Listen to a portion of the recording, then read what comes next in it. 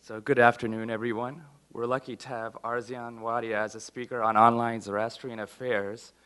Arzan is a board member of the Zoroastrian Association of Greater New York. Yeah, there we go. He was an integral part of the organizing team for the last North American Congress held in 2000 in New York. Mr. Wadia also runs Parsi Khabar, an online portal about Parsis. He also serves as the North American liaison for the Return to Roots program. So everyone, please make a very warm welcome for Arzan Wadia.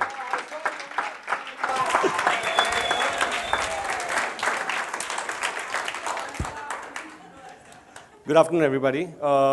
It's fantastic to see a lot of familiar faces and then obviously a lot of new faces in the crowd. And thank you, everybody, for coming. This is the... Thank you for coming. I know this is the last session of the day before, hopefully you've had your coffee and it's going to pull you through the next 45 minutes. I thank the 17th NAZC for allowing me the opportunity to present over here. Two housekeeping rules. The first one is that a lot of what I will cover is the internet in the English language. And I understand that there is a very large presence of the internet in the Persian language, but I do not understand the language. And therefore, it's not consciously that I'm actually omitting that. It's just that because I do not know enough about it, and therefore I cannot comment on it. And the second one is, if any of you have cell phones, please post on Facebook, tweet, do whatever you need to do. I mean, this is about the internet, so I don't expect you to shut your phones or just sit quietly. That brings about another question. How many of you actually do social media? Who's on Facebook? Okay, who does Twitter? Who's been posting about this Congress? Okay, so maybe more people should post about the Congress. The Congress has a great Facebook page. Go onto it. Like all the youth events that were happening, they're already up there for the whole wide world to see. So starting with this, I mean, this is not necessarily a critique on what the internet is. It is just my observations over the last nearly 10 or 12 years of running Parsi Khabar and also being involved in email groups and discussion lists and stuff like that from the late 90s. And what I hope to do in the end is actually reverse the question answer process. And I have a bunch of questions and I want you guys to answer them to kind of really get some feedback on where we're going with what I'm going to talk about. So anybody can tell me why I have this slide on? Which year was this? Okay, so this was 1985. Deng Xiaoping became Time Man of the Year. It was also the year that LA hosted the last Congress. And it was also, at the time they hosted the last Congress, this session wouldn't have been possible. There was no internet, or at least the way we know it. So internet started in the mid-1995. By 99, it was in its infancy. It started becoming mature. It got mainstream. And now we can't even live without it. The Zoroastrian websites and social media and presence on the internet pretty much followed this pattern. And you'll see that in the early years, there were websites that were started, and they somehow still survive. So you have the Avesta.org, which really looks like a website from 1995. It has content, but it hasn't been updated in a while. The look hasn't been updated in a while. And this is like literally going through a whole bunch of websites that existed. Traditional Zoroastrianism, Zarathustra with the GIF images of burning fire, the Zarathustian Assembly website that's kind of defunct in a way. It posts once in a while. Another one, Aura Mazda, the Wahuman archive, which actually was a really nice one, and it kind of changed portals, and now it survives on zoroastrian.org.uk as an archive, and it has some amazing, fantastic articles. Ancient Iran, Oshihan, which is a Persian website, Spenta University, So basically, these websites were some of the earliest websites that started in 1995, 96. All of these domains have existed for over 2 decades. And a lot of their content, some of it changes, some of it has kind of, just remained totally not edited for the last 15, 20 years, and maybe at some point starts becoming irrelevant. That brings up the question about what really, what's the authenticity of everything that you read on the internet, right? Today, anybody can post anything to the internet and think of themselves to be journalists, scholars, professors, academicians, whatnot. And so let's look at some of the academic websites that have a certain standing. Sasanica is one of them, which basically talks of the Sasanian Empire. And it's beautifully designed. It has a lot of content and a lot of resources, but it focuses only on a certain period in ancient Iranian history. The Avestan archive, it still is a very strong source for information, and it actually breaks it down into the Avestan section and the Middle Persian and the Pahlavi section. Then there is Professor Octasquero's site at Harvard University, which has some of his writings, and then he links to other stuff, but it hasn't been very active in recent times. There's the Avestan Digital Archive, which basically archives a lot of older manuscripts. We have Encyclopedia Iranica, which is pretty much the torchbearer of academic Iranian, Persian websites today. Then we also have Achaemenet. We have Dan Sheffield's very excellent website called Introduction to Zoroastrianism, which he uses as a teaching tool for the courses that he teaches at Princeton. You'll hear Dan Sheffield tomorrow as the Jungalwala Memorial Lecture speaker. We have the Oriental Institute at the University of Chicago, and they actually run 2 very interesting projects. One is the photographic archives, of Persepolis and ancient Iran. And then there's another one, which is the Persepolis Fortification Archive, and it's basically, a bunch of archaeologists went to Persepolis in the 1930s and brought back a bunch of, findings. And now the University of Chicago, through the Oriental Institute, kind of archives them, catalogs them, and disperses that information out. So these were, so in 1995, when the internet opened up, these were a lot of these websites that existed. We spoke about that before. But so did a lot of email groups. And who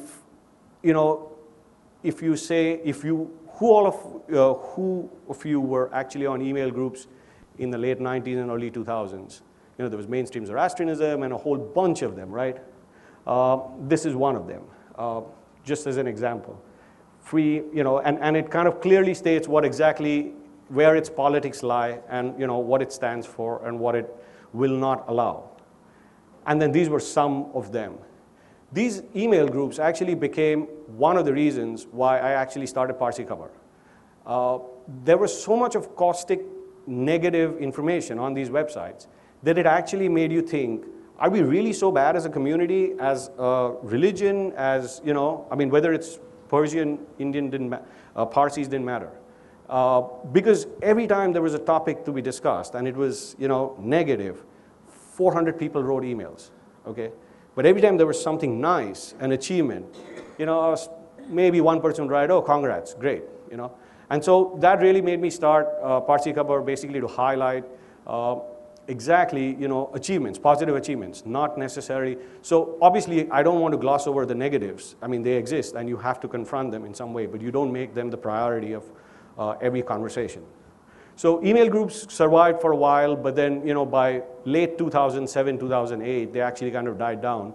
And now they're still there, but they're nowhere close to what they were before. Every once in a while, a controversy comes up and they kind of flare out, like what happened, at least on a personal level, 2 years ago when we did the Congress in New York, and we announced a bunch of speakers, and all of a sudden, everybody came out of the rat hole, and they were either for us or against us, and it kind of got really testy and nasty on mail groups. But again, what surprisingly is that people don't realize they post in their real names, but they think that it's a mailing group and therefore they're anonymous, but they're not. Those same people are in professional lives, very, very senior, people running businesses, doing other stuff. But they would, I don't know, it's like this, it reminds me of this cartoon, which actually I was trying to put in the slide, I couldn't find it, of a dog sitting behind a computer and he's saying like, nobody knows who I am, right? And I think people are still in that mentality and it's kind of shocking in a way.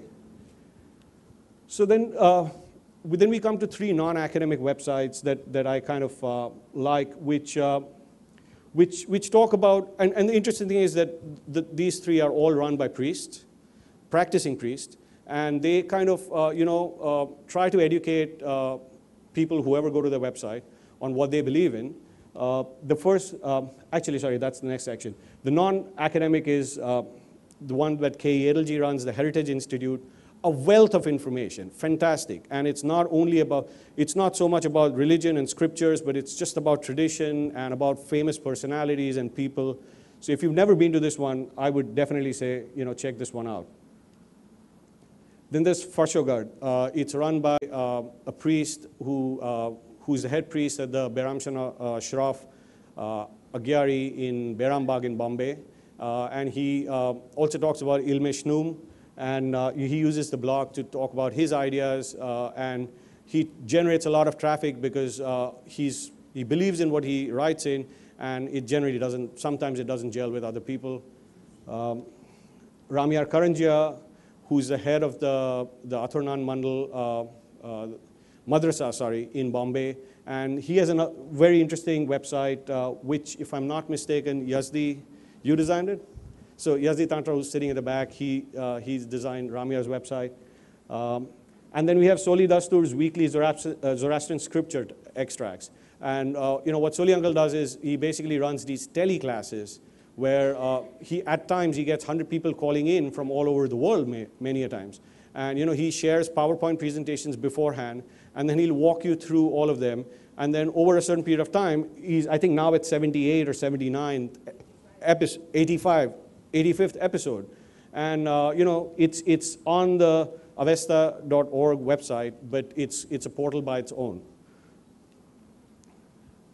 So then we now come to organizational websites. And I think that's where you start seeing some of the fun stuff happening. And organizations, as wieldy as they can be, start embracing the internet. So you have our own Fezana website, which recently went through an update a year or so ago. And you see introduction of social media, some different multimedia formats. You have the Bombay Parsi Panchayat website, and I should actually say that this is one of the things that they do well. Dysfunctional as they are, this is one of the things that they've been doing well. And the website was pretty interesting even during the World Congress. And they used to put out a monthly new magazine. And but it's again, because of their current issues just now, it's slightly outdated in that sense. The Bombay Parsi Panchayat also actually had a website for all funerals. So if you grew up in India, and even till now, every Saturday or Sunday, at least I knew my grandmother would open up the Jame, or when the Jame was a daily, they would open it up every day. And the first thing they would do is read the Pai Dust column. Pai Dust is funeral, right? And then they would depending on whose name they recognize, it was either a good morning or a bad morning, right? And that kind of became the de facto way to know, when community members passed away. And now it's online, and it's pretty accurate. So you could actually go in and you could see, and it's being updated. So then there's the ZTFE website, which for an organization of that size hasn't been actually keeping up the website. I went into it, the last entries were from about a year and a half ago. I think they have more potential of what they could do with this. Then you have the FIRES website, which is a standing committee at Fezana. FIRE stands for Fezana Information Research, Educational and System. And Aban Rustamji runs it over here out of Houston. And this is I believe, their first look of their new website. So which will launch very soon. And they're doing some fantastic work. basically taking books in the print media, archiving them and making the information disseminable over the internet, also adding a lot of other lectures, and kind of making it into quasi-research-oriented web presence. If you want to know more about it, please, Aban's sitting here in the first row, you can ask her. And then we have some organizational websites, within North America, so which do great work, presenting their communities, whether it's ZAGNI, ZSO, which just launched a new website, CZC, which has an extensive website with a lot more information and a lot more events happening, YouTube channels, etc. This is ZAN up in Northern California. There's the Parzor website, which for those of you who were here in the presentation earlier, the Parzor website is something that could use a lot of facelift. And as Dinsha mentioned to me in another conversation, is that maybe it's the perfect project for an Eagle Scout to take up and redesign the website for them. There's a Zoroastrian Return to Roots website, basically using, again, since the website really caters towards the youth, using social media, tweets, Facebook updates. That brings us to another category where I think we again excel, and that's publications, mainstream publications, mostly in the print media. So this is, again, a new look for the Fezana Journal page that'll come up pretty soon. The Fezana Journal's been putting out journals since 1992. We have all of them as PDF archives, and you would be able to go in and actually look at them. The key, though, is that the journal comes online 3 months after it comes out in print. So if you really want to get the scoop first, you need to subscribe. And if you have any questions, Dolly Dastur is the editor over here. Roshan Revetna is the previous editor. So talk to them. But you can subscribe to it totally online. Make credit card payments, and you get every 3 months you'll get one issue in your mailbox. And it really is a scholarly level journal. I mean, the amount of information that comes into that is mind-blowing. So if you haven't subscribed to it, please do. The Parsiana is another global bi-weekly news publication. A lot of us subscribe to it. They're actually covering this Congress. They cover the previous Congresses, and they've been doing that for the last 50 years. One of the things that they really lacked till about 2 or 3 years ago was a web presence, where you would just get the Parsiana in the mail, and with the shipping costs from India and all of that, it sometimes was expensive. They then changed to an online subscription model, where now for, I think, $20 a year, you can get every single article that's there. And again, these articles are, reported, curated, and they basically cover the community extensively all over the world. You have the Jame Jamshed, which is the old, bastion of news. This is probably one of the oldest newspapers in Asia. Initially a weekly, then became 2 days a week, and then now it's initially daily, then became twice a week, and then now it's only on Sundays. It caters towards the local population in Bombay, and therefore I think the web presence doesn't justify them spending the time or the effort to kind of bring it up. And then you have Hamazor, which is the WZO publication that Taksi Kawaji runs, edits out of Karachi, but they print out of London. And that's another fantastic publication that covers Zoroastrian information around the world. Then you have news websites, and basically these are news aggregating websites. The first one is Parsi Khabar. It's the one that I run along with my wife Shirin and my sister back home in India. And as I said, we basically started it just to kind of bring about the idea that we need to celebrate good information, good news. Over 10 years, I would say the track record still is like, the most commented articles that I have are like 260, 280 comments about some controversy that the BPP trustees were involved in. But you write about somebody performing, Rohinton Mistry winning an award, maybe one comment. Somebody else, perform, like Zubin Mehta getting something, maybe one comment. So I don't know what it is. I mean, whether we are too critical on ourselves and we don't necessarily celebrate our successes, but don't miss any opportunity to bash our negatives. Zoroastrian.net, which has been there for nearly a decade now. Yazdi Tantra, who sits at the back, he's been running it out of Bombay, and Yazdi is going to talk more. Yazdi has a session tomorrow where he talks about 5 different projects that he's doing and how they intertwine together. So I'm not going to take away his thunder on that. And there are some project websites, people who just come up with ideas and projects and make successful websites out of them, and that kind of enriches all of our experiences. Agari Connect is one of them. A very simple idea. You're sitting in North America, you're sitting in Australia, UK, but you want a machi done, you want a jashan done at an Agari in Bombay. If you don't know the priest, how do you do it? You go to Agari Connect, select a date, select a time, select the ceremony, make the payment, and Dinsha Mistry and Binafsha Shraf make sure that the priest at the Agari in Bombay knows about it and the ceremony is done. Very simple idea, beautifully executed, and it fulfills a need. As much, it's a small need, but it definitely fulfills a need that has existed for a long time. Another one is Missing Parsi, again, a website that Yazdi is involved in and which Adar Gandhi started. And this website is phenomenal. If you read, they've got 500 cases where people write in, I was in a ship in 1964, and my shipmate was one guy with the last name Gandavia. He got off the boat in Southampton. Can you please tell me where he's now? Right? 1954, right? 6 months later, the internet does its charm. All of a sudden, there is somebody, I'm Mr. Gandavia's daughter's neighbor, something like that, and he sadly passed away, but his wife is alive, and here's the email address, right?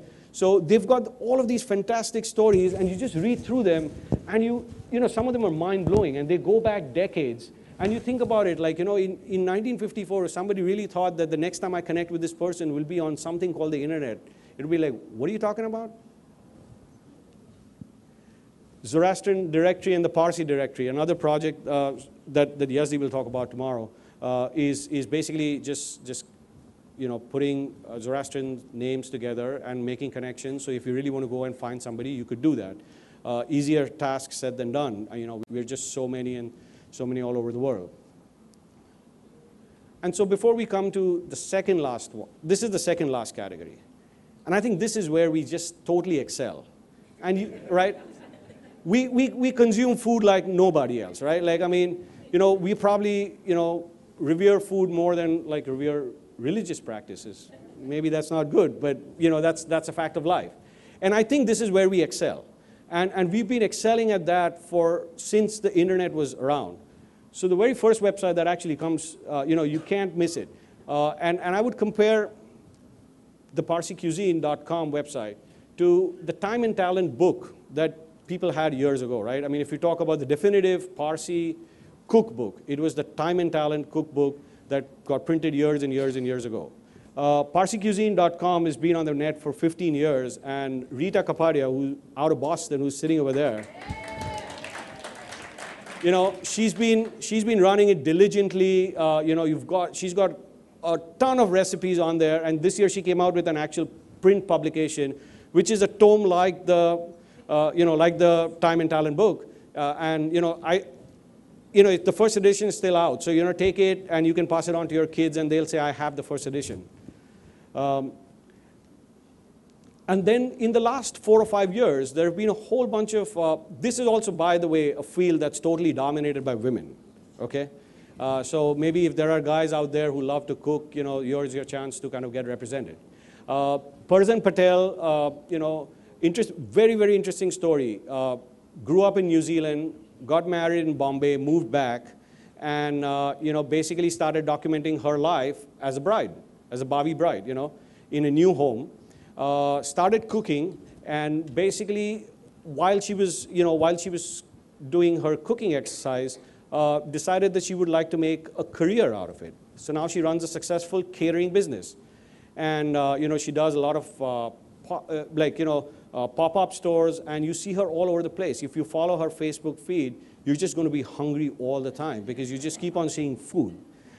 Here's Nilufar Mawalwala out of Toronto, and originally Karachi, who runs Nilufer's Kitchen, another fantastic website that basically talks about food and recipes, not necessarily only Parsi recipes, but all sorts. And she also started publishing ebooks on Amazon.com, so you could buy that, which I think even Rita does. So you could buy these, not very expensive. You have them on your Kindle, and so now you don't need a big fat book. You just pull up a recipe, like download a recipe and start cooking. No excuses to not cook now. Perry Avari runs another website, Perry Spice Ladle. Same again, a lot of Zoroastrian recipes and more fusion on her end.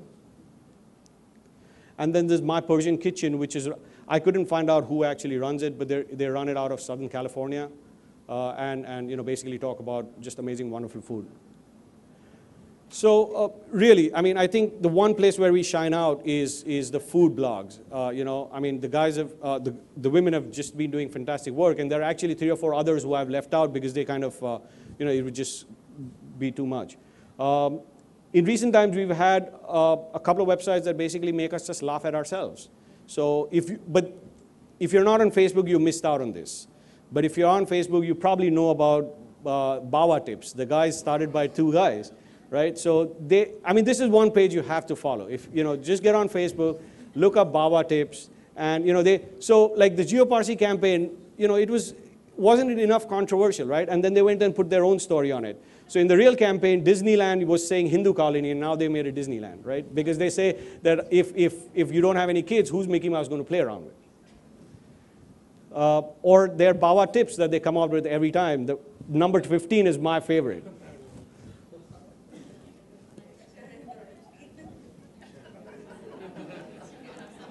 And in true Parsi style, they are absolutely politically incorrect. I had to actually edit some of these. There are more colorful ones that are out there. I just couldn't put it in, And then we come to what now has become mainstream social media and Facebook.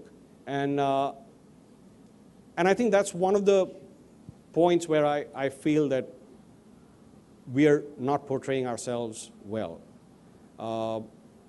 As part of the exercise to do this talk, in the last 6 months, I joined a bunch of groups that are run by Jewish people, by Muslim people, and by Hindu people, to understand that, because I'm on enough Zoroastrian and Parsi groups, to understand whether are we the only ones who are so self-critical about ourselves, or are other religions and communities doing it too?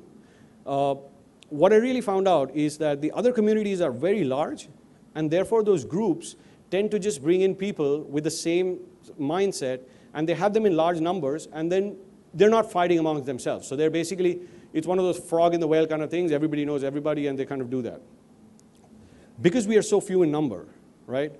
You have all of these Zoroastrian groups, and we just fight like crazy, right? There is no respect.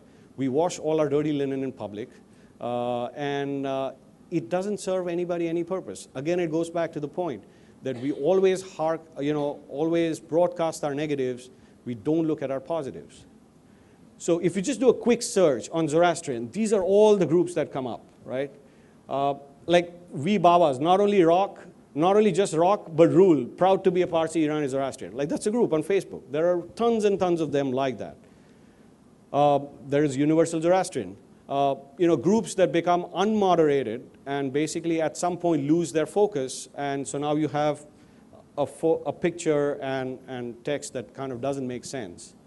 Or then you have groups that basically want to check your authenticity and will actually in their disclaimer say that if we don't think you're authentic, we're going to call you and we need your cell phone number and passport and driver's license and whatever.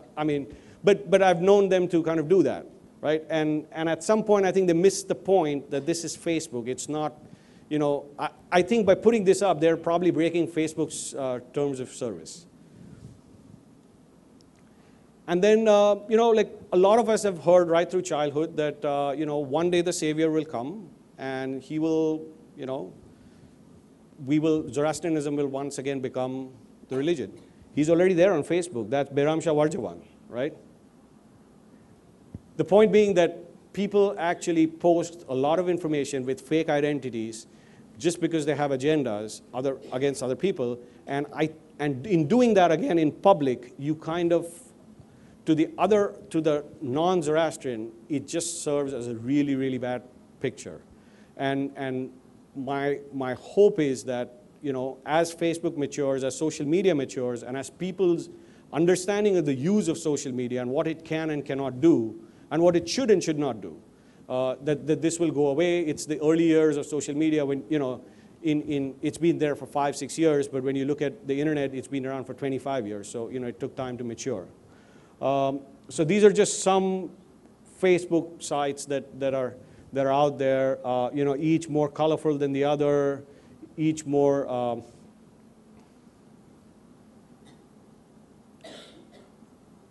there are a couple of matrimonial websites, that make matches, but then they have very strict criteria for getting selected in.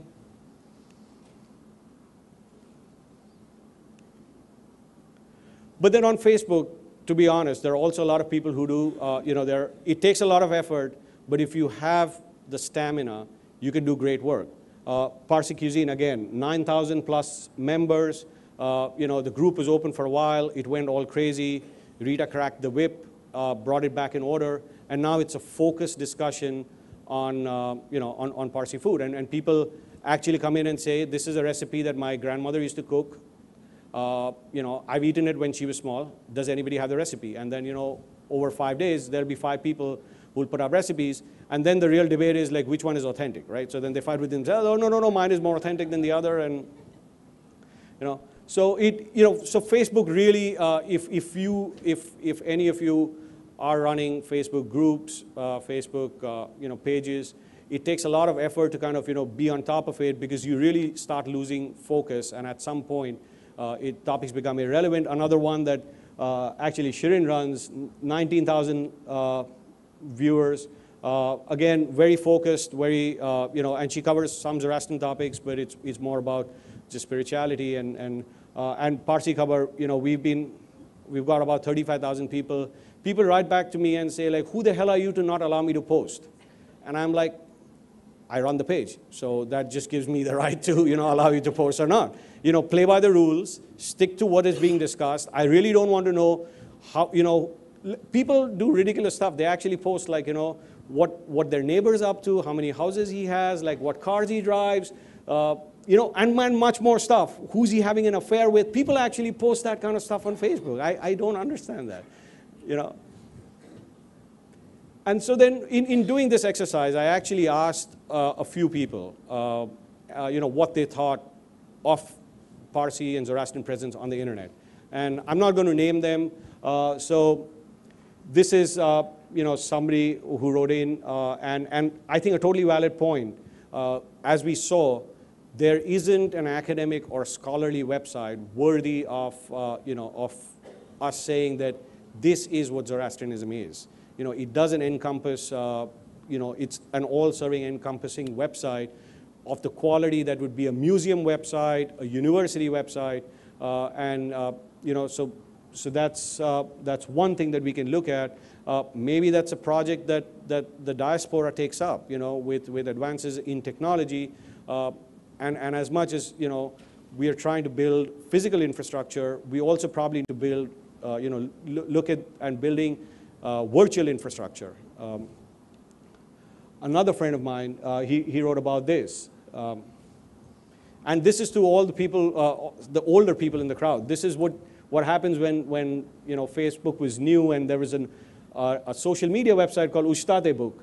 And it was doing really great till, like, as this person writes in, all the aunties and uncles got on and they scared the heck out of everybody else.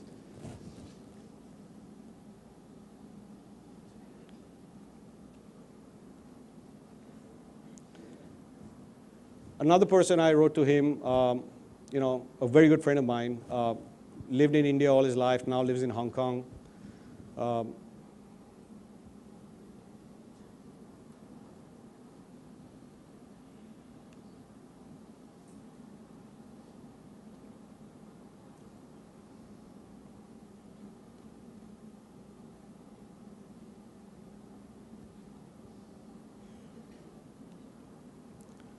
Okay, so what I hope to do in this was to kind of run you through what's out there. Obviously, this is a very small sample set of really what's out there. It would just be impossible to cover all of that within the time frame. But it gives you an idea of you know where our presence is, where we stand, and I want to take this opportunity then to open it up, and I want to see whether you agree with some of my observations or not. So it's open.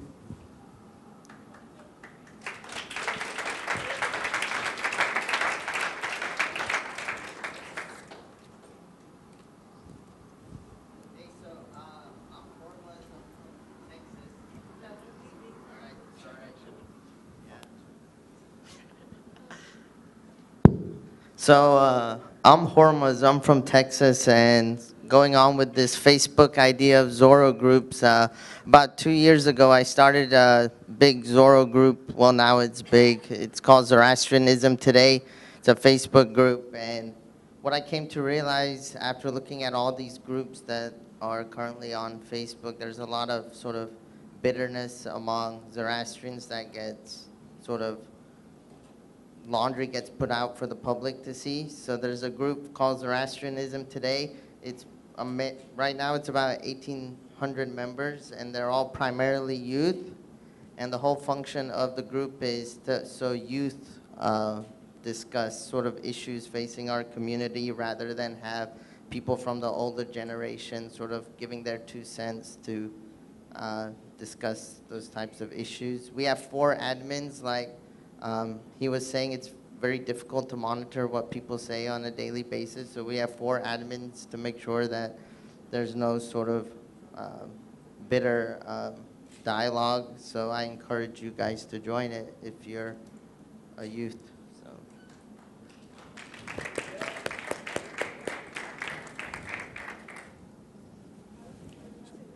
So let's go with him and then come to.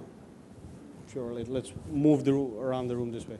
So I'm Dinyar Jahanyan. I was setting up a new website for the BZO up north. You know, I built up a nice website real quick, everything. I set them up a website real quick and very nice. But then as we got into it, they needed more things. They needed a membership portal. They needed billing, events, things like that. You know, a social network. So there's a bunch of things out there that are required for each organization. We have a bunch of different organizations throughout the nation and around the world. My idea is, why don't we build a platform, you know, that encompasses all of this in there, so we're not paying fees to Eventbrite every time we sell tickets, different things like that, and keep it in-house. And then that way, we can connect all our members too. If there's one central platform that is set up to, you know, facilitate every other organization's needs and connect them at once, you're the webmaster for Fizana. I believe you could lead that. Sure, and you know, thanks for bringing it up. It's actually one of the things that you know, the information. I'm co-chair on the Fizana Information Technology Committee, and basically through my experience running Zagni's website for the last 4 or 5 years, and then translating that into Fizana's website, and then also helping. I'm helping currently Zamweed redo their website. If you know, we are actually going to have a session, hopefully a session for that at the next AGM, like, you know, just kind of helping small associations set up websites and having basic functionality really easily. And a lot of it is doable. You know, when we set up online registration and payment for Zagni's New Year party in 2010, about 30% people signed up. You know, by now it's about 80% of the people sign up online. You know, our registrations happen online. We did our whole Congress last time, where nearly 600 people out of the 720 all paid online. You know, information was available. So yes, there are tools that you can make things happen with. I'm not 100% sure that they're totally free, but they're negligible costs. So you kind of, you know, there are ways and means, and if you do enough research, you kind of figure out where you can leverage cost. And you know, if a lot of the associations are non-for-profits, 501c3s, and so you get special pricing from PayPal and all of that. So, but you know, if you want help, you know, or just advise, or just want to talk shop, definitely come. You know, I have my card. I'll give it to you. Let's do that. You know, I think the idea is that the more of these that are out there, more credible information goes up, And now even the platforms, initially what used to happen is the website would be put up, and then the person who put it up would leave, and then nobody knew code, and therefore they didn't know how to update it. But now there are easier ways and means to do it. It becomes as easy as writing a new email. So you click create new email, put a subject line, that becomes the title of the article. You write the article, add a couple of pictures, and you post it. So there are ways and means to do it now. So if there are other people, if you are on boards of your associations and you need help, please come and ask us. I think this is one of the things that Faizana would definitely help out with in its outreach.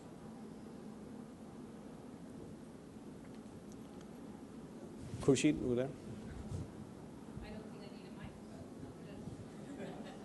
Firstly, Arzan, thanks for this wonderful presentation. Do share the slides with us. Sure. Of course, guys, we in Zagni are very privileged to have him as one of our members.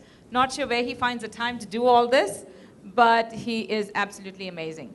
Now, Arzan, you mentioned that there are not many academic sites there. And for folks like me who would like to really find out a little more about, say, the Gathas and all, so on one side we see the academicians write about the Gathas, half or three-quarters of it just goes over our head, It's just so hi-fi stuff. So if there could be a way to pull this down for the lay people so that folks like us can understand and get interested, I would love to, find some of those kinds of sites. Not very, totally academic and scholarly, but again, something which we lay people could also learn a lot from. Excellent point. And I think we have Johan Vivena, and I'm going to put him in a spot in a way, but he's one of the experts that we are talking about. And, I've had this conversation with him over a period of time.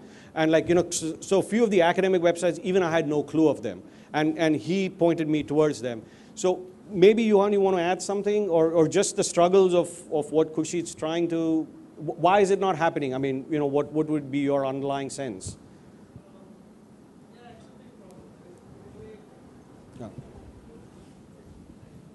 Yeah, it's a big problem, and in a way, it's an old problem. One of the interesting observations that I have when I listen to community members tell me what they think Zoroastrianism is about is that so much of what I hear sounds like things that they have read about or heard about, which I find in old academic books and articles from the 19th century. So somewhere along the line, people, the community had an engagement with the academy. Somewhere in the 1950s or whatever, it got broken. Either we became very technical, and so it got disconnected, or the community stopped, I mean, not individual members, but in general, stopped reading or being aware. So there is a gap. One of the things that I've been working on for the last 7 years now is a big companion volume. It's a Wiley Blackwell companion to Zoroastrianism. And that's going to be 700 pages, and it'll be out in April. And so it'll be the biggest reference work. But the problem is when I edit it and I read my colleagues' work, I think to myself, how much can the average person get out of this? And it's really a challenge because I push them and I push them and I push them to make it as readable as possible. And you guys will be the arbiters of this. But finding a way to get that conversion from the academic technical stuff is a lot of discoveries. Just as a point, simple point, that bibliography in that book is almost 70 pages. Very few people would think that there are 70 pages single-spaced worth of things written, but getting that access is the problem. And the only way that the portal for that has to be the web. But the question is, who can do that? That's the problem, because there are very few academics. So they can't be the ones to make the knowledge and distribute it. So that's where community members have to take more initiative, I think. I don't know if that makes sense.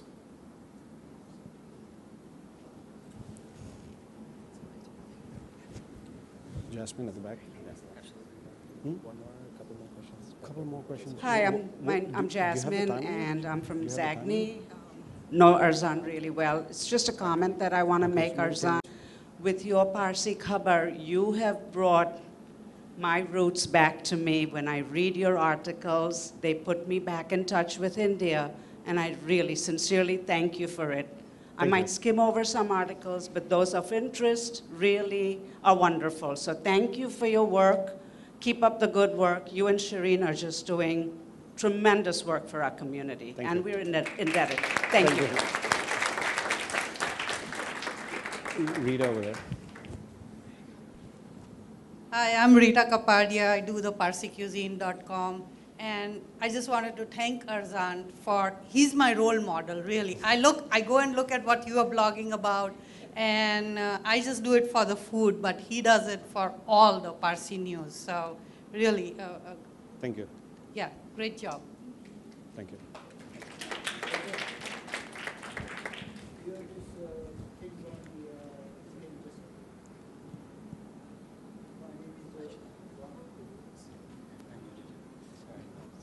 Rusi Gandhi from Zagny.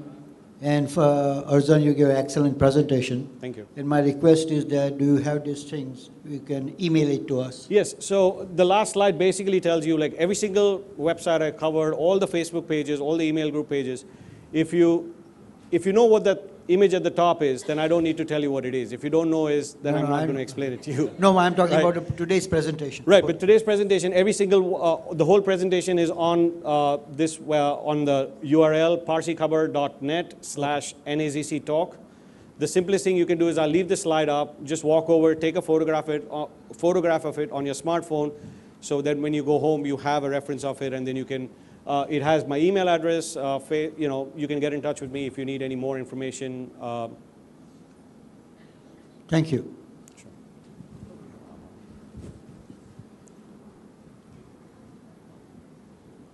Hi, I'm Aban Rasimji, and I'm passionate about fires. And I'm joining the crowd that wants to thank you for your work. And I'm not from India, but you've got me hooked on, and I read the articles too.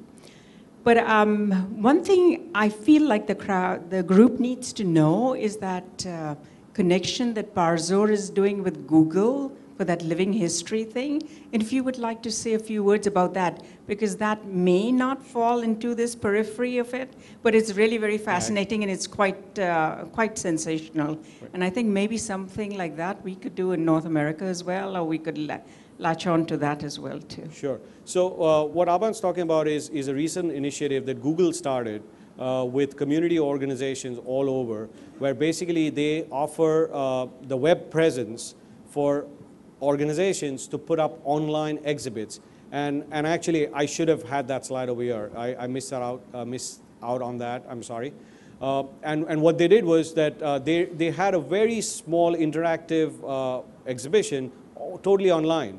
Very beautifully done, very graphic, videos, quotes, links to other things. And Google's doing that as an initiative. So they wanted to do one on Zoroastrianism. They want to do on different cultures.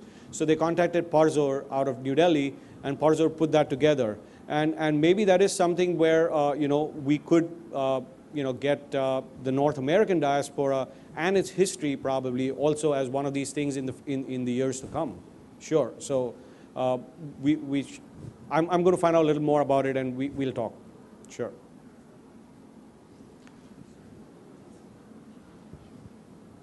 So that's the last comment? Okay. Yes. Thank you very much on behalf of Fazana. For the past 2 years, Arzan has revamped our website, created an awareness for Fazana in the North American diaspora as well as the world.